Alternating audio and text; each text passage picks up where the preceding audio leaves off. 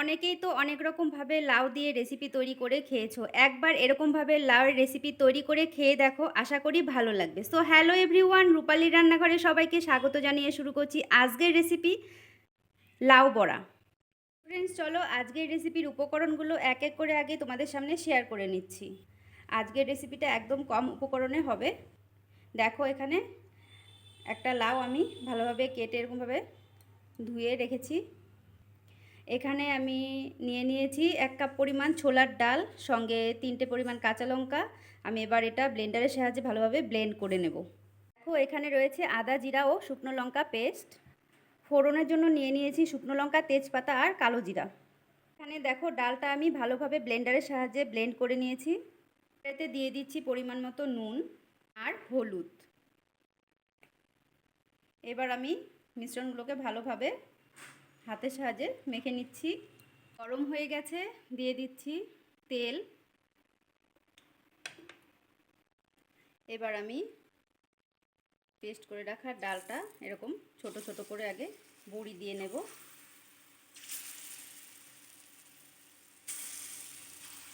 বড়াগুলো ভাজা হয়ে গেছে, এবার আমি এগুলো নামিয়ে নেব।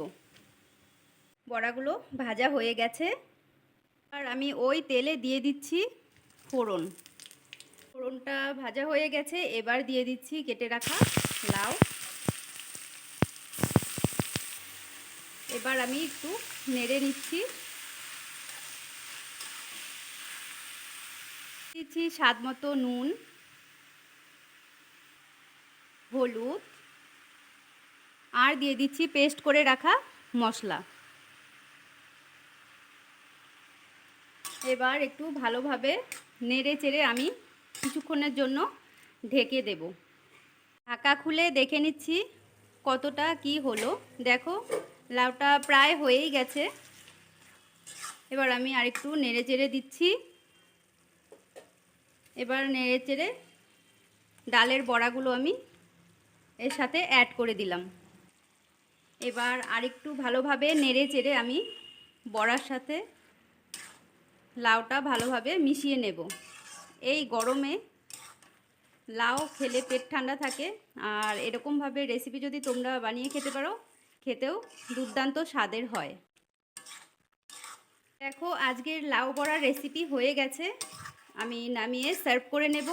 তো তোমরা কে কোথা থেকে আমার এই রেসিপি দেখছো অবশ্যই জানাবে। ভালো লাগলে একবার এরকমভাবে লাউ বড়ার রেসিপি তোমরা ট্রাই করে দেখো, আশা করি ভালো লাগবে। তো ফ্রেন্ডস, আজকের রেসিপি লাউ বড়া তৈরি হয়ে গেছে। দেখো, আমি সার্ভ করে নিয়েছি। রেসিপিটি তোমাদের কেমন লাগলো অবশ্যই জানাবে। ভালো লাগলে লাইক, কমেন্ট, শেয়ার করে অন্যদেরকেও দেখার সুযোগ করে দেবে। আর এরকম নিত্য নতুন রান্নার রেসিপি দেখতে চাইলে আমার চ্যানেলটিকে সাবস্ক্রাইব ও ফলো করে দিও। আজকের মতো এই পর্যন্তই। নেক্সট কোনো দিন অন্য কোনো রেসিপি নিয়ে তোমাদের সামনে হাজির হব। সবাই সুস্থ থেকো, ভালো থেকো। নমস্কার।